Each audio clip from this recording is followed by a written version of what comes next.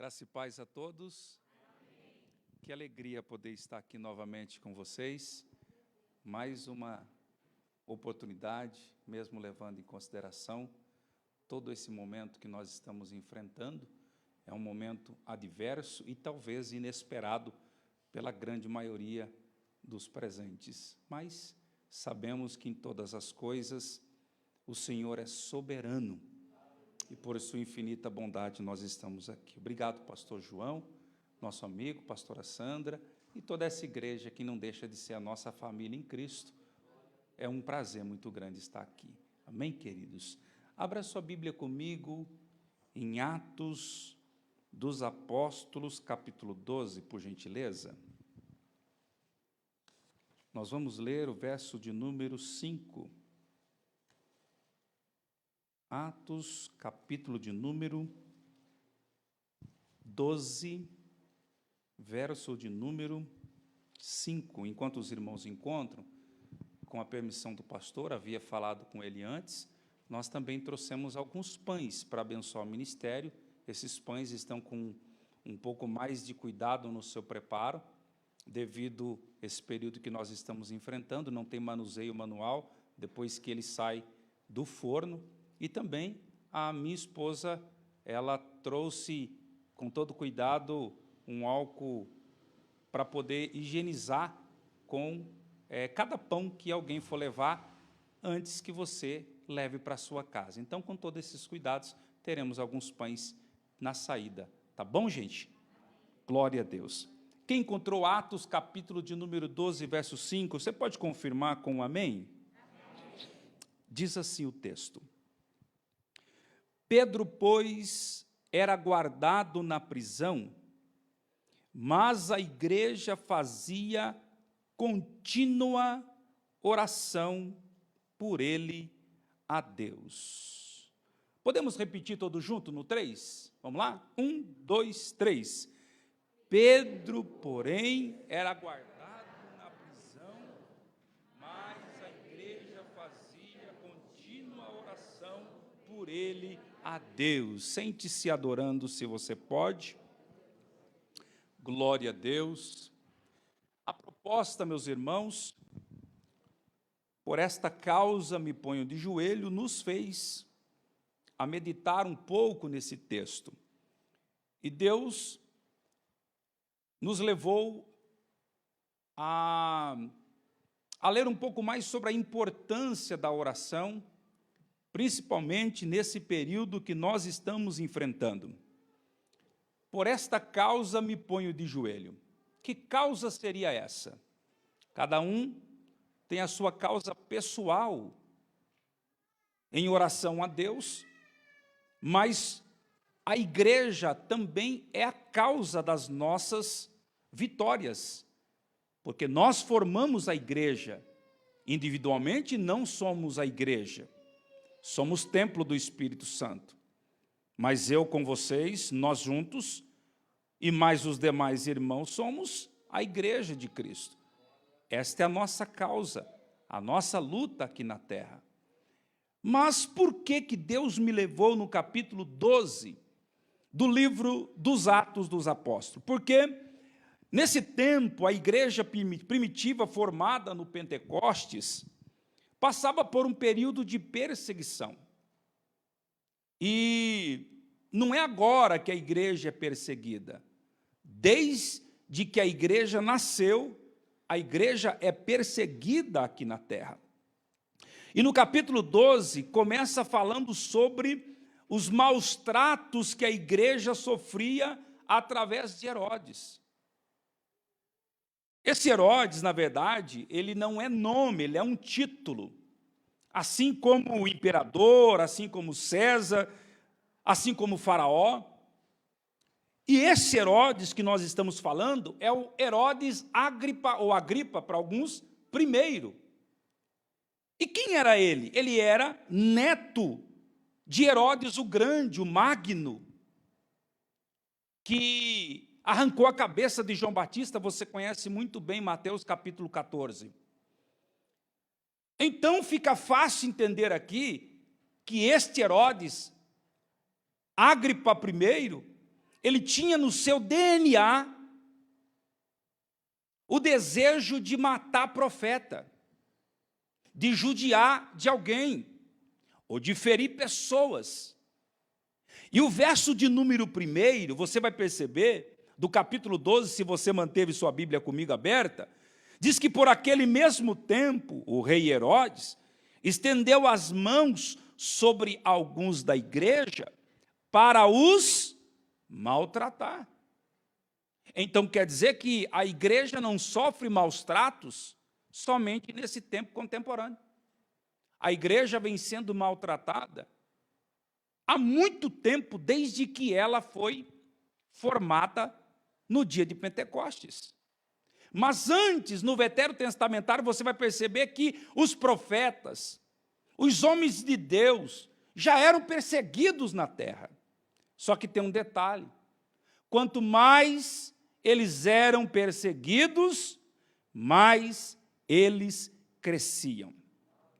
Você se lembra muito bem, lá em Êxodo, quando José já tinha morrido, e levanta outro faraó que não conhecia José. E aí o que acontece lá? Ele começa a levantar maiorais de tributos, ou seja, começa a escravizar mais ainda nossos irmãos, colocando eles em trabalhos escravos, forçados, porque o intento ali era diabólico. O intento era fazer com que o povo morresse, sem ao menos perceber que estavam sendo afligidos para a morte.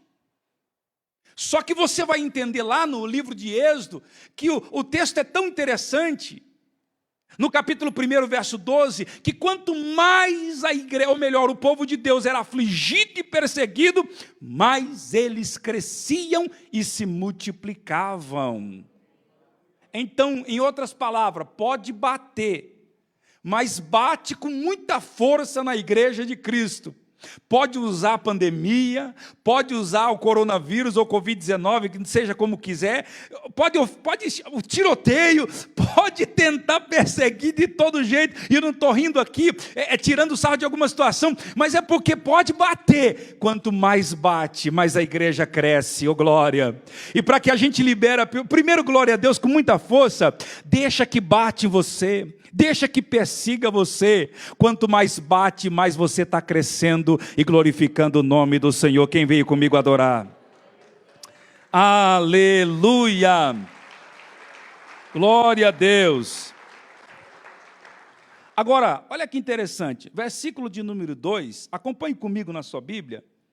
O versículo de número 2 diz que Herodes arranca a cabeça de Tiago, irmão de João, portanto, filho de Zebedeu, que fazia parte do colégio apostólico.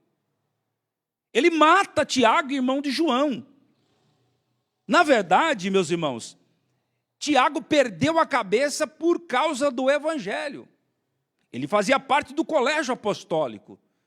Então tinha uma causa a sua morte.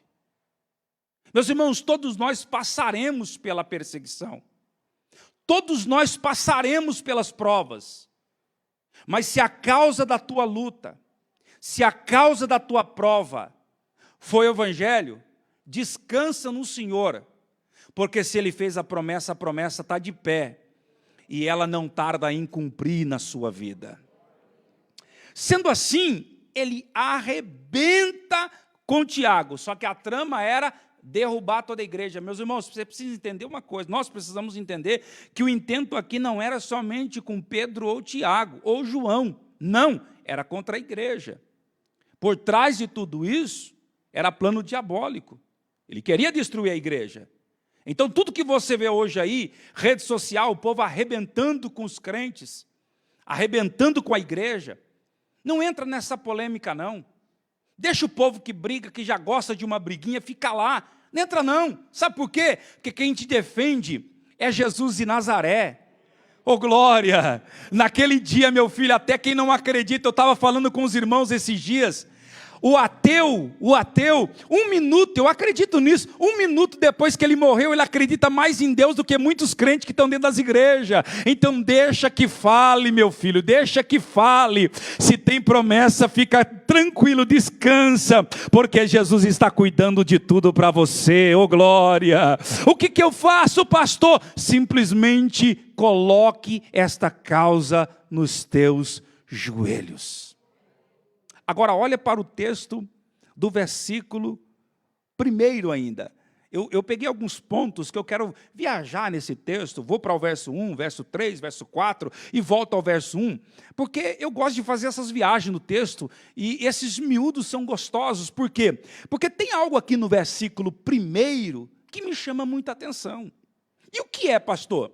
Que diz que Herodes estendeu as mãos sobre alguns, olha lá o texto, sobre alguns, então não são todos, que ele estendeu a mão, ou as mãos. Por quê, pastor? Eu fiz essa pergunta ao texto e a Jesus, e Jesus me disse, através da palavra, que não são todas as pessoas que incomodam o diabo. Você sabia que não são todos que incomodam o diabo? Pastor, mas que tipo de crente que incomoda o diabo?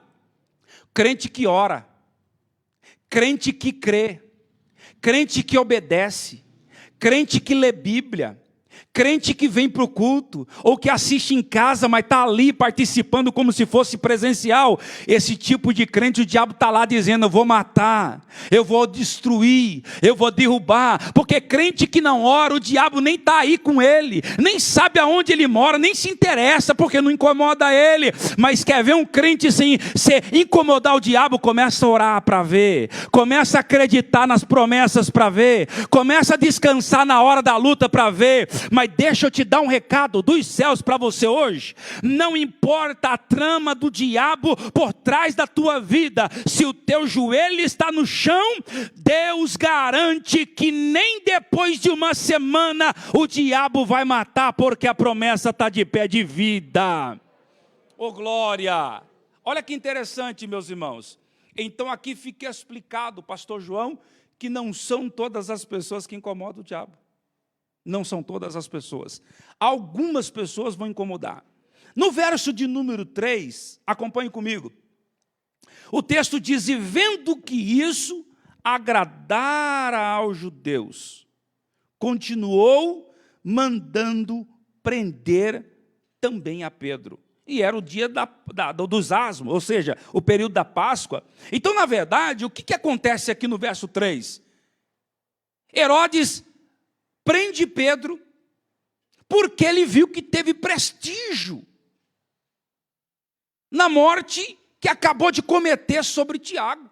Espera aí, eu matei Tiago, um membro da escola apostólica, e tem gente aqui que está batendo, a multidão está batendo palma para mim. Você sabia que tem gente que é assim? Ele nunca vai aplaudir a tua vitória, mas cai para ver, perde alguma coisa para ver, vai à falência para ver.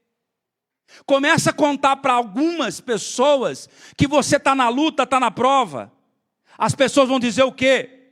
Eu avisei, está em pecado, fez alguma coisa errada. Só que deixa eu te dizer uma coisa, enquanto o diabo faz um plano aqui, Deus escreve tua história lá em cima. 3, glória a Deus, mais ou menos, vou repetir aqui. Enquanto o diabo prepara a tua morte aqui na terra, Deus está reservando para você a tua vitória, o teu milagre, a porta aberta, ô glória. Se você acredita, levanta a mão, adora Ele, porque Ele está aqui. Então descansa no Senhor. Então, existe esse tipo de pessoa que vai aplaudir a tua derrota. E com isso, com esse prestígio que Herodes achou que tinha com o povo, com a multidão, ele prende Pedro. E qual que era o intento de Herodes? Eu prendo ele, porque não podia matar alguém no período da Páscoa. Primeiro que Pedro era o líder da igreja primitiva, não dá para comprar briga com os judeus. Então Herodes, na cabeça dele, eu vou prender, guardo ele, bem guardado, porque ele tem fama de de anjo tirar ele, não era bobo. Então eu vou colocar 4 quaternos de soldado, ou seja, 16, dos melhores soldados, e vou prender ele lá. E ninguém vai tirar ele de lá. E quando terminar 7 dias, eu arranco ele da prisão, mato ele e fica tudo resolvido. Isso é o que o diabo achou que ia fazer. Porque tem gente que ele acha que ele vai te derrubar com fofoca. Ele acha que vai te matar com calúnia. Ele acha que vai te matar atirando pedras. Só que isso não derruba a crente que ora. Isso não derruba a crente que gosta da palavra de Deus.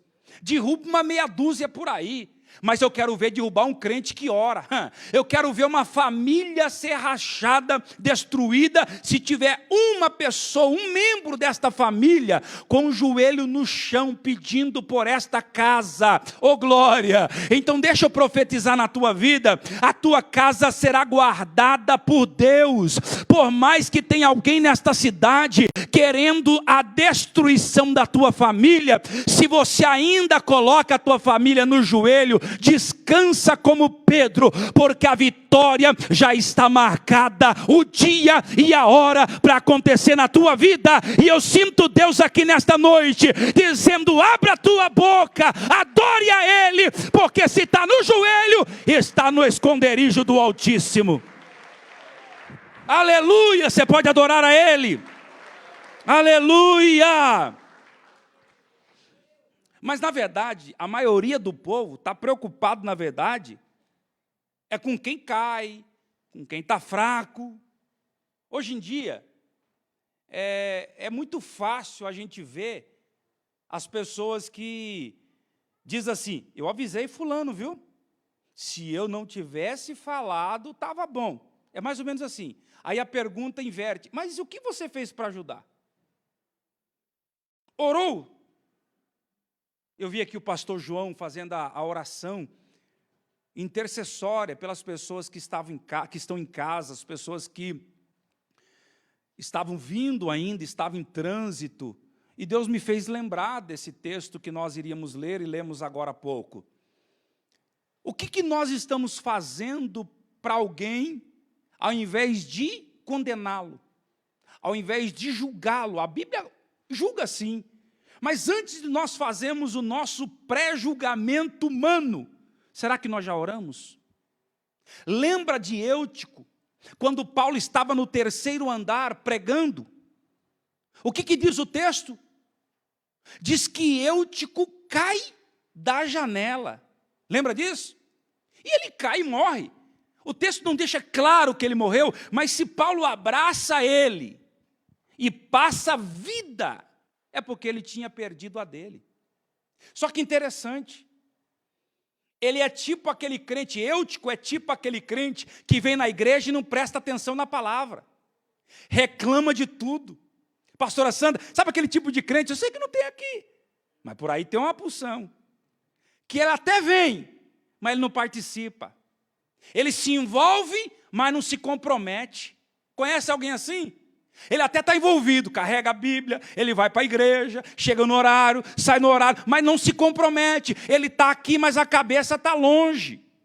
Não participa, não adora, não ora junto. Não, é aquele tipo de crente que aproveita a hora que o pastor fecha os olhos para orar, para ir tomar água, para ir ao banheiro. Tem esse tipo por aí? Então não tem, gente. É esse tipo de crente, é o crente eutico. Uma hora ou outra ele vai cair, cai sim. Só que eu aprendo uma lição com Paulo. Eu aprendo que tipo de lição, pastor? Quando o eutico caiu, ele para a mensagem, ele desce até o nível que estava o caído e ele abraça Davi e diz: bora voltar para cima, porque a mensagem não terminou ainda e o culto vai continuar. Deus está precisando de gente assim. Pastor, mas Deus precisa de gente? Sim, precisa de mim e de você, como Paulo, que passe vida para alguém que caiu e pare de julgar aquelas pessoas que estão caídas. Eu profetizo que Deus vai levantar nessa cidade de Botucatu, lá em São Manuel também onde eu moro, crente como Paulo, que vai abraçar e vai passar vida e não vai julgar mais. Quem acredita nessa palavra profética?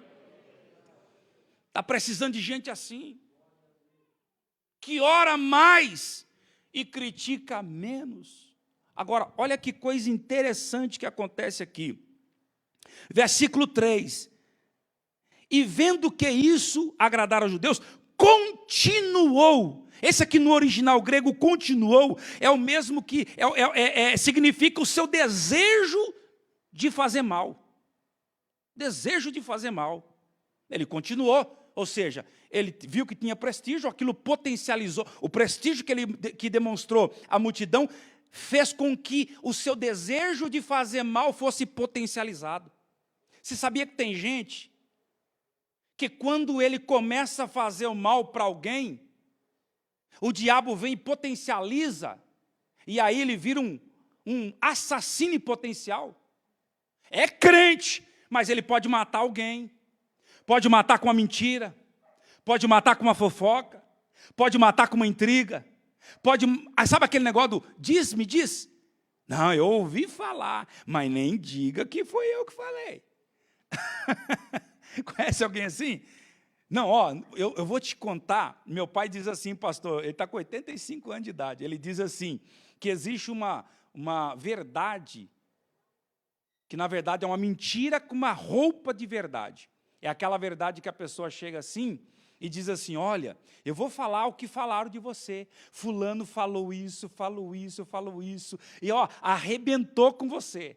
Às vezes pode até ter uma verdade ali, mas é uma mentira com roupa de verdade. Aí, essa pessoa que escutou, imagina você, garanto que você já passou por isso, porque eu já passei. Quando você escuta alguém dizer que fulano falou, dá uma ira aqui dentro, dá ou não dá, gente? Vamos combinar entre nós, dá ou não dá? Não, dá vontade. Se é a mulher, fala assim, vou pegar para o cabelo. Se é crente, usa gravata, vou puxar para a gravata hoje. Aí, imagine aquele dia de culto. Você chega na igreja e você dá de cara com a pessoa que você ficou sabendo por alguém muito santo, que falou mal de você. Só se for muito falso para chegar, amiga, não dá, gente. Um crente como eu e você, a gente já vai olhar, dá aquela olhadinha, paz, é o máximo, é ou não é, gente? E a gente coloca, às vezes, raiz de amargura no coração. Só que tem um segredo aqui para arrancar raiz de amargura do nosso coração. Orando, o diabo some de perto de você. Ô glória, peraí, ô glória, eu vi uma mão levantada ali, uns 3 aleluia aí, ô glória. Quer ver o diabo sair com a fofoca de dentro da tua casa? Bota o joelho no chão, pastor, não, vou melhorar. Quando alguém chegar no portão da tua casa e falar assim, vim contar uma coisa que eu fiquei sabendo de você, fala assim, primeiro vamos orar 40 minutos, se ficar é crente, se não ficar é cobra, meu filho. Não escuta a cobra falar não, porque a primeira pessoa que escutou cobra falando, caiu e levou todo mundo que está aqui junto com ela. Lembra disso? Então Deus está dizendo, eu arranco cobra hoje do meio da tua casa, diz o Senhor, mas a fofoca não te derruba, não te destrói, diz o Senhor para a tua vida. Quem acredita nessa palavra? Quem acredita nessa palavra? Aleluia! A oração muda a história. Vamos lá, que eu quero terminar aqui. Quando tudo isso aconteceu, meus irmãos, Pedro estava dentro da prisão. Olha o versículo 6, queridos. Versículo 6. E quando, aqui é uma conjunção, e quando, faz conotação ao tempo aqui o quando, Herodes estava para o fazer comparecer nessa mesma noite. O que Pedro estava fazendo, gente? Peraí, me explica isso. Como dormir numa situação adversa? Gente, deixa eu falar uma coisa para vocês aqui. Se fosse eu, vamos supor, vou te prender e vou te matar daqui 7 dias. Gente, eu já teria morrido de infarto. Se fosse eu aqui, já tinha ido para o beleléu. Já tinha ido, gente. Poxa, e sabendo que deu 6 dias, amanhã já é o 7º, cabeça rolando. Como dormir numa situação dessa? E o texto diz que Pedro estava dormindo. Gente, por quê? Eu perguntei ao texto e tem uma resposta no texto, lá em João. Vamos ver? Olha João, consegue rapidinho? João, finalzinho lá, capítulo 21. Se você não puder e quiser colocar para mim aqui, fazendo favor, João 21, verso 18. Olha lá. Olha lá. João 21, verso 18. Na verdade, te digo que quando eras mais moço, te cingia a ti mesmo e andava por onde querias. Mas, olha lá, mas, quando já fores velho, estenderás as mãos e outro te cingirá e te levará para onde tu não queiras. Espera aí, nesse texto aqui, depois você procura lá, no texto de Atos 12, Pedro não era velho ainda. Ele ouviu de quem esta palavra de João? De Jesus. Jesus falou para ele assim, sendo novo, você se veste, você se cinge, você vai para lá, você sobe, você desce, porque você manda em você. Agora, quando você ficar velhinho, e foi uma promessa, porque no versículo 19 fala que foi o próprio Jesus falando da sua morte. Ele escuta aquilo e fala assim, então ele está dizendo aí que eu vou morrer velho. E eu estou aqui preso numa prisão, e Herodes falando que vai me matar, eu vou acreditar em Herodes ou vou acreditar em Jesus? Deixa eu fazer essa pergunta para você. Você vai acreditar em você, ou na tua oração a Deus, ou na macumbeira que está dizendo que a tua família vai ser destruída? Ei, você vai acreditar em Deus, ou no vizinho fofoqueiro que está dizendo que tu vai quebrar? Espera aí, eu queria que você entrasse comigo nesta palavra. Você vai acreditar na palavra, ou você vai acreditar em crente ruim que está desejando a tua queda? Mas vale a palavra de Deus na tua vida, oh glória. A palavra de Deus é viva, eficaz, eficiente, ela não voltará vazia, diz o Senhor, para a tua vida. Aleluia. Eu estou numa promessa, meu filho, e se eu tenho promessa, eu vou fazer o quê? Descansar. Ele deita aí dorme. E detalhe, 2 soldados dentro da prisão, ou seja, dentro da cela, e outros 14 do lado de fora, fortemente armado. E ele amarrado ali, em cadeias, correntes, nesses homens, e ele conseguiu um descanso aqui para dormir. Tem gente que por muito menos discute com o marido, não dorme à noite. É ou não é? Não deu negócios, não fez uma boa negociação durante o dia, pronto, perdeu o sono. É ou não é, gente? Toma uma fechada no trânsito, pronto. Gente, tem gente lá em São Manuel, que por causa do que aconteceu essa semana passada, não sei se foi a semana passada ou retrasada, aqui em Botucatu, tem gente que entrou em crise de pânico, pastor. Lá em São Manuel. E não, gente, assim, a ponto de não querer sair do banheiro. A ponto de não querer sair do banheiro. Aí você fala assim, ai pastor, mas isso aqui é muito ruim. É ruim, mas olha Pedro, desculpa o termo chulo, o pau quebrando do lado, e ele dizendo, eu tenho uma promessa, oh glória, eu vou descansar. Quem tem promessa aqui? Quem tem promessa, oh glória, só quem tem promessa, levanta a mão, abra a boca, mesmo escondido na máscara, porque quem tem promessa, verá a promessa se cumprindo. Fica firme, quem acredita nessa palavra de Deus, lá em casa, se tem promessa, descansa, porque fiel é Deus para cumpri-la. Aleluia! Aqui eu quero encerrar a palavra que Deus colocou no nosso coração. O versículo de número 7 diz assim, e eis que, é o mesmo que de repente, versículo 7, olha lá o texto, estou lendo ali na tela também, ó. E eis que sobreveio o anjo do Senhor. E eis que sobreveio. Sobreveio vem do verbo sobrevir, que nos explica que algo veio de cima. Então Deus nunca vai vir de baixo. O teu socorro não vai vir de baixo. O teu socorro não vem do mesmo nível. Peraí, tem gente que está entendendo aí o mistério de Jeová. Oh glória! O teu milagre não vem de baixo, não vem da política, não vem do empresário, não vem do amigo. O teu milagre está vindo, sabe da onde? Lá de cima. Quem acredita nisso? A porta vai se abrir, mas vai descer aberta lá de cima. Oh glória! É de lá que está vindo para a tua vida. Quem acredita faz barulho, bate palma. Aleluia! Aleluia! É de lá que vem. Então, às vezes, a gente se perde no anseio de esperar ou receber coisas terrenas. E Deus está respondendo, talvez, para alguém que esteve orando. Deus está dizendo: ei, psiu, vem daqui não. Vem de lá. O que eu faço, pastor? Descansa. Acredite. Porque Ele está cuidando de tudo. Estou sentindo Deus aqui, gente.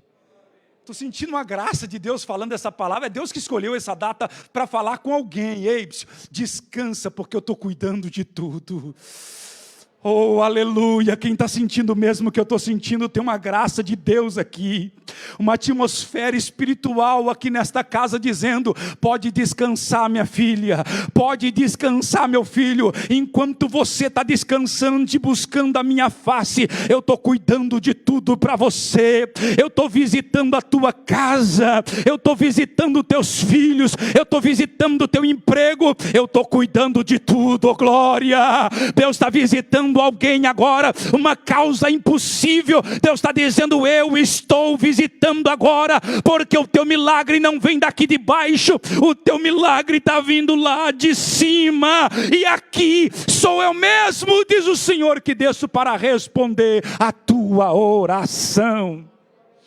Aleluia. Só que peraí, vamos lá. Tem um detalhe ali no verso 7, o anjo do Senhor tem que cutucar Pedro.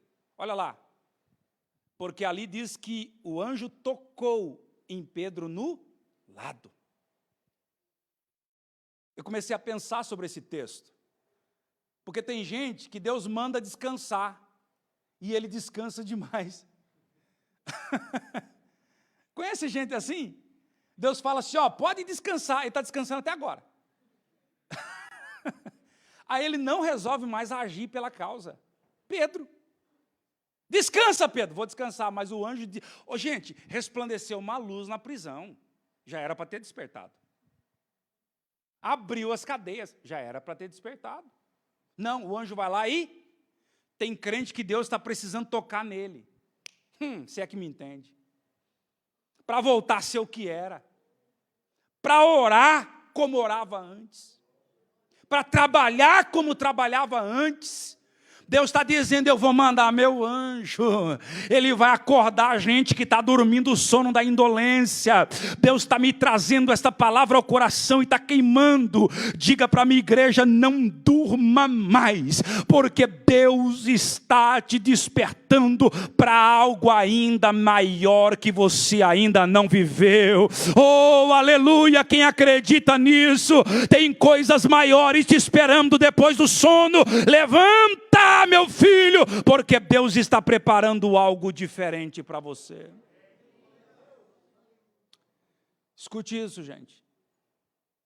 O anjo desperta ele tocando no lado e ainda libera uma palavra. Que palavra? Levanta-te depressa. Olha que interessante, gente. O anjo resplandeceu uma luz, as cadeias não caíram. Tocou em Pedro, as cadeias não caíram. Falou com Pedro, as cadeias não caíram. Quando que caiu? Ao final do texto. Quando que as cadeias caíram? Quando ele se... O que é isso? Toma posição. Tem coisas que vão cair somente quando você tomar atitude. Deus está dizendo com algumas pessoas: ei, isso aí que você está pedindo, toma atitude, que já está resolvida aqui, nos anais dos céus. Deus está dizendo: eu já escrevi a vitória, só estou precisando de uma posição da tua parte. Quando nós nos colocarmos em pé, as cadeias começam a ir para o chão. Eu encerro aqui. Pedro sai, você conhece muito bem o texto, não quero aqui ficar recitando o texto toda hora, nem lendo, mas você conhece muito bem o texto, que Deus livra ele da prisão. Mas agora, que tipo de livramento foi esse? E porque eu preciso falar disso aqui, sobre o versículo que nós lemos. Por que Pedro foi liberto da prisão, gente? Verso 5, coloca para mim, por gentileza. Por que Deus livrou Pedro da prisão? Olha lá. Pedro, pois, era guardado, não estava preso, ele estava guardado. Então tem coisas na sua vida que Deus permite para te guardar de algumas coisas que estão acontecendo aí fora. Então fica tranquilo, porque Deus sabe onde te coloca. Pedro, pois, era guardado na prisão, mas tem um ponto e uma vírgula, ou seja, parou, mas não terminou. Mas a igreja fazia fofoca na rede social. É isso, gente?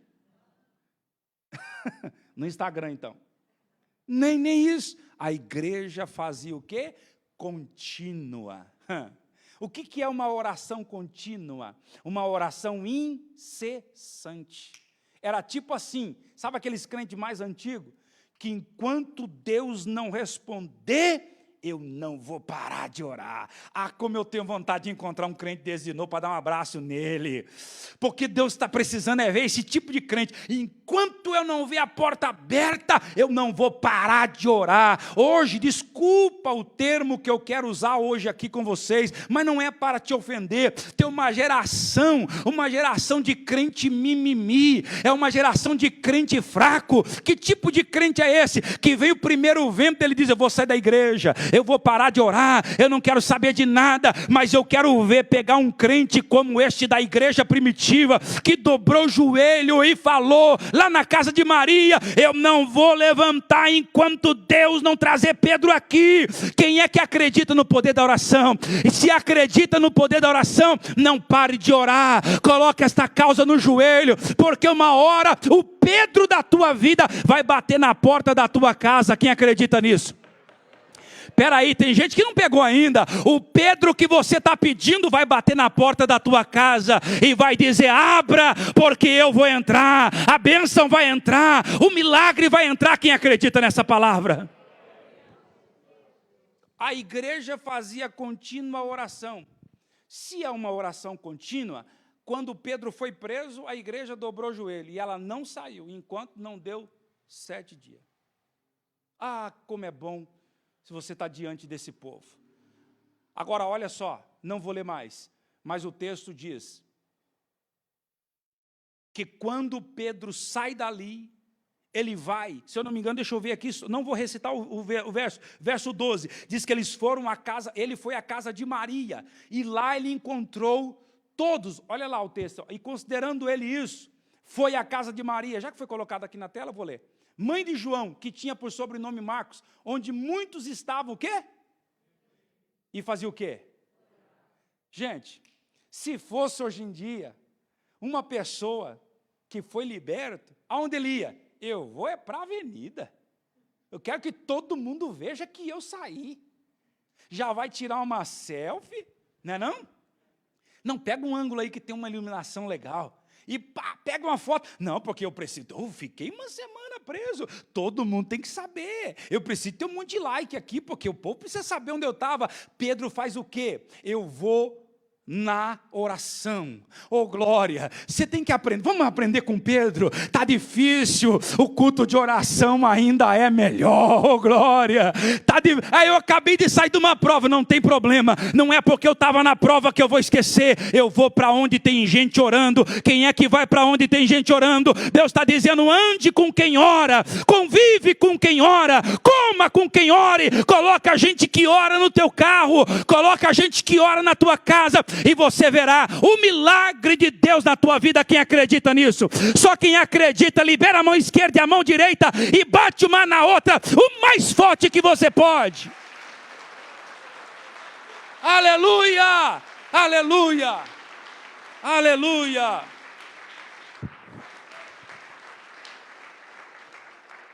Eu sei que o pastor vai fazer essa oração, por isso eu não vou orar. Pastor, o senhor já